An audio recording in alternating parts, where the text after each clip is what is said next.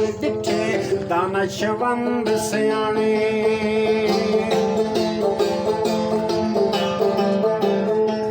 प्यार मोहब्बत अच्छा अखलाक अच्छे खानदान की पहचान होंदी। बुरा अखलाक ते बुरी जबान बुरे खानदान की पहचान चाहिए। तो सरकार फरमाते ने ए मस्जिद ढा दे मंदिर ढा दे जो कुछ टंदा एक बंदियां दा दिल ना टावी सोना रब दिलां विच रहिंदा।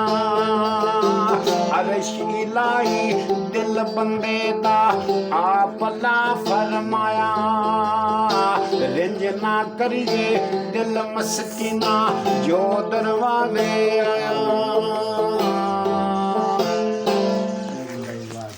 चाहे